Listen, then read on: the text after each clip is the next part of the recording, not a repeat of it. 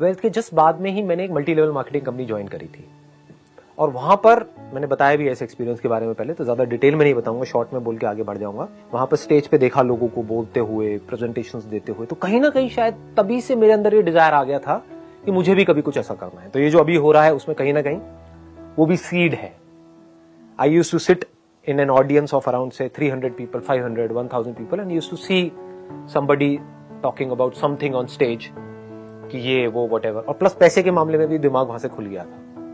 20-21 साल के लड़कों से मैं मिल रहा था वहां पे, मतलब होता था ना, एक अपलाइन होती थी, डाउन लाइन होती थी, whatever, जिनको पता है मल्टी लेवल मार्केटिंग के बारे में, तो वो मिलवाते थे कि देखो ये तुम्हारे जैसा ही है। तो कहीं ना कहीं दिमाग में ये आ गया था कि मैं भी कर सकता हूं। सो ये आना बहुत जरूरी होता है, क्योंकि जहां मैं ये सोच रहा था कि कहीं से 10-15 हजार रुपए भी आ जाए तो बहुत है, जहां ये सोच थी वहां पर ये आ गया था कि हाँ 1-1.5 लाख रुपए कोई बड़ी बात नहीं है, कमा लूंगा, ऐसे कमा लूंगा। तो वो किया, लेकिन वहां पर फेल हो गया। वहां पर एक बंदे को मैंने अपने साथ में ज्वाइन कराया था, उसके बाद में घर वालों ने इधर उधर बड़ी धज्जियां उड़ाई थी कि भाई व्हाटएवर, क्योंकि बातें बड़ी बड़ी कर दी थी मैंने ऑलरेडी, और बहुत ज्यादा बड़े लेवल पे करी थी, स्पेशली अपने रिलेटिव्स के साथ में। जो मतलब यहाँ से मैंने ये सीखा है, और अगर आप मेरे से जानना चाहो तो कभी भी अपने से जो बड़े हैं उनसे ज्यादा बड़ी बातें मत करो, क्योंकि वो बहुत लेते हैं। उनको आप माँ बहन की गालियां देकर के चुप नहीं करा सकते ना, जो रिलेटिव्स हैं, तो वहां पर चुप ही रहो। तो वो किया। उसके बाद में साथ में KM के अंदर, दैट इज केरोड़ीमल कॉलेज, जहां पर मैं था, वहां पे कुछ फैशन शोज करे एज अ मॉडल। ये KM में साथ में चल रहा था मॉडलिंग का, उधर से मल्टी लेवल मार्केटिंग चल रही थी। मल्टी लेवल मार्केटिंग कंपनी से जब मैं निकला, उसका नाम नहीं बताऊंगा, लेकिन जब उस कंपनी से निकला at the age of 18 years, तो वहां पर एक लिक्विड सोप करके एक प्रोडक्ट होता था। तो मेरे माइंड में आया कि यार मैं खुद ही बना दूंगा लिक्विड सोप, क्या बड़ी बात है। मतलब वो 400-500 रुपए का था वो लिक्विड सोप की जो डब्बा था, तो मैंने खुद अपनी एक लिक्विड सोप मैन्युफैक्चर करी in the range of around 10-15 रुपए की रेंज में, जिसकी कॉस्ट मुझे आती थी 5 रुपए के आसपास। तो दिल्ली में एक जगह घंटा घर करके, तो मैं वहां पर गया। वहां पर कुछ पाउडर्स होते हैं, कुछ केमिकल्स होते हैं, उनको अगर हम मिलाते हैं और उसमें पानी मिलाते हैं और घोलते हैं तो एक बड़ी अच्छी एक लिक्विड सोप तैयार हो जाती है। तो मुझे लगा कि इसमें इन दोनों प्रोडक्ट में फर्क ही क्या है, कि वो 400 रुपए का है और ये 10 रुपए का है, इसमें फर्क ही क्या है। तो मैंने अपने आसपास में जाकर के बेचना शुरू कर दिया। तो अपने फ्रेंड्स को, रिलेटिव्स को, अपनी गर्लफ्रेंड को वैलेंटाइन डे में फूलों के साथ में लिक्विड सोप बहुत काम आएगी आपकी, हर साफ करना इससे अपने घर का। तो कहने का मतलब that was a multipurpose liquid soap. ये मैंने इन्वेंट करी, जो लिक्विड सोप है उसके कुछ टेस्ट कराए देखने के लिए कि जो मैंने बनाई है लिक्विड सोप और वो जो 400 रुपए वाली उसमें क्या फर्क है, कुछ सर्टिफिकेशंस आएंगे वो। कहने का मतलब बड़ा डीपली इसके अंदर गया, बहुत कुछ किया, बहुत लोगों से मिला करा, लेकिन ये भी फेल हो गया, चला नहीं। इसमें भी मजाक खूब उड़ा, फ्रेंड्स में, रिलेटिव्स में आ गया लिक्विड सोप वाला, आ गया लिक्विड सोप वाला आ गया। तो लेकिन सीखने को बहुत कुछ मिला। मैंने कोई भी बड़े पंगे नहीं लिए लाइफ में। अगर आप ध्यान से मेरी लाइफ को ऑब्जर्व करोगे, बड़े पंगे इन द सेंस कि कोई भी ऐसा पंगा जहां पर के बहुत ज्यादा पैसा इन्वेस्ट कर दिया हो या एकदम से सड़क पे आ जाओ। धीरे धीरे छोटे छोटे पंगे। जो multi level marketing company join करी, वहां पे 4-5 हजार रुपए लगे थे, तो that was not a big risk. 2,500 रुपए में पैम्फलेट निकाले थे, व्हाट टू डू आफ्टर 10+2, तो वो भी कोई ज्यादा मेजर नहीं था। लिक्विड सोप बनाई घंटा घर में जाकर के, इसमें भी कोई खास खर्चा नहीं, 500-700 रुपए लगे थे, प्लस बस में आना जाना 10-10 रुपए की टिकट, तो आप अगर लगाओ तो 1,000-1,500 रुपए उसमें लगे थे। तो कहने का मतलब छोटे छोटे पंगे लेता चला गया। हाँ, पढ़ाई के लिए क्योंकि मेरे को बहुत ज्यादा अपनी तरफ अट्रैक्ट कर रहा था NIS का, तो वहां पे एक मेजर इन्वेस्टमेंट हुई थी, जो मैंने घर वालों से पैसे लिए थे।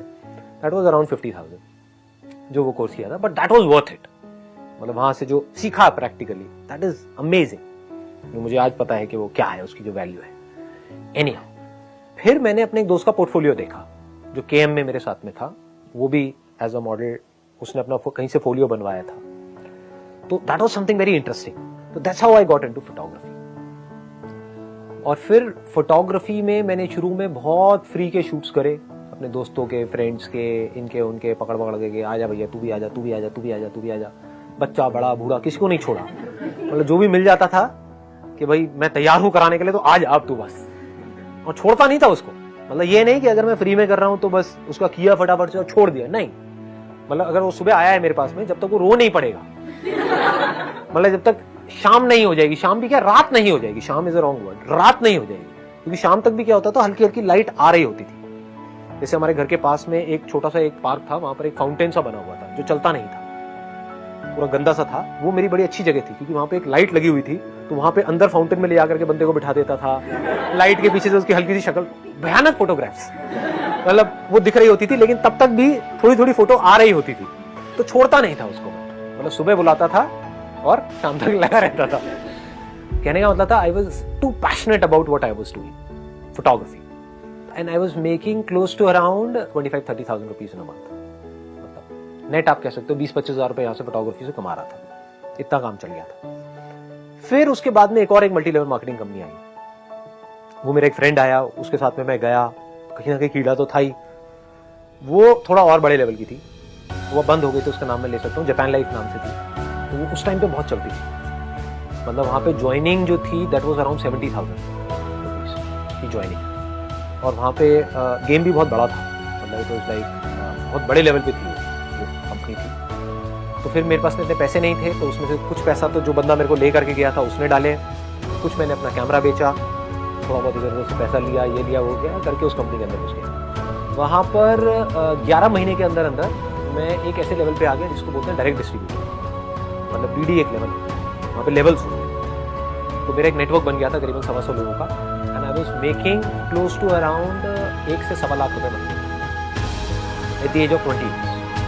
लेकिन अंदर से आया कि नहीं अपनी खुद की कंपनी खोली मल्टी लेवल मार्केटिंग कंपनी, तो मैंने वहाँ से रिजाइन किया। इस डिसीजन को सुन करके घर वाले थोड़ा घबरा भी गए थे, सबकी सजेशन यही थी कि इतनी आफत क्या है, 4-5 महीने बाद कर दिया रिजाइन, समझ रहे हो ना कि मतलब इतना काम किया है तो 11 महीने में रिजाइन करने की क्या जरूरत है, मतलब you can wait for another 5-6 months, तो 6-7 लाख रुपए वहां से आ जाएगा, तो कुछ होगा पैसा, फिर रिजाइन कर दियो। मैं कहा नहीं, अब मेरे अंदर से आ रहा है कि मुझे तो अब यहाँ पर मजा नहीं आ रहा है, there is nothing more here, यहाँ पर जो मुझे नहीं लग रहा कि यहाँ पे कुछ और हो सकता है।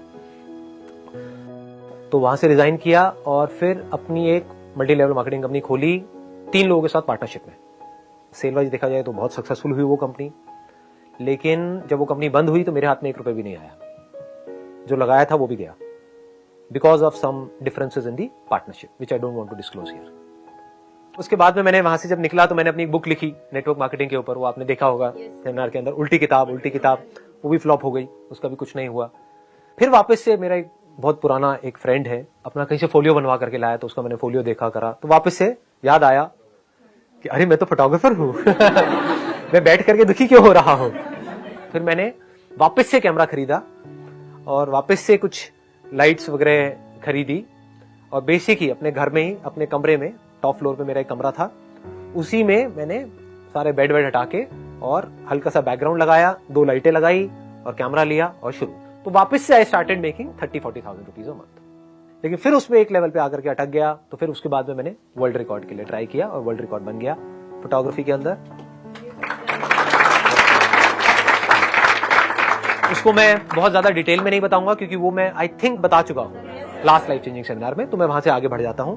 And I became the busiest photographer, I will not से द बेस्ट फोटोग्राफर क्योंकि मेरे से बहुत अच्छे फोटोग्राफर्स बैठे थे वहां पर, but I became the busiest photographer in terms of the number of portfolios that I was doing.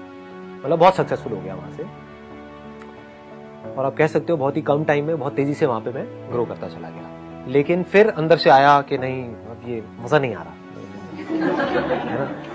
जब पीक पे था वो काम, मतलब उससे बेटर कुछ हो नहीं सकता। दिल्ली के आप कह सकते हो we were the top agency in Delhi, that was again a big shock for everybody. ये क्या बदतमीजी है ये काम जहां पर इतना कुछ आ रहा है।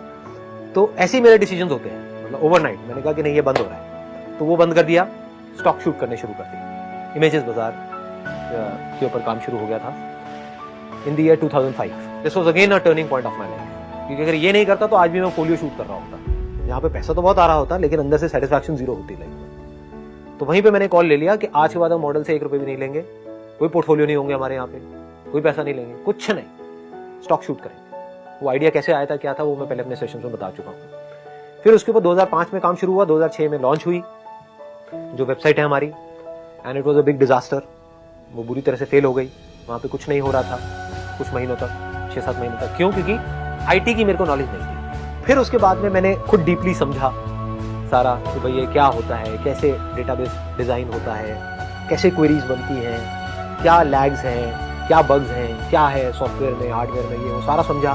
साइट को पूरी तरह से रिवैम्प किया, साइट ठीक हुई, and then there was no looking back. वहां से फिर इमेजेस बाजार आगे बढ़ता ही चला गया। and it became a huge success.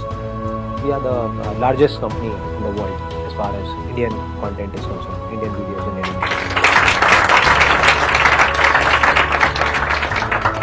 तो ये है अजीबोगरीब सी कहानी में. चलिए, wish you all the very best. Thank you so much.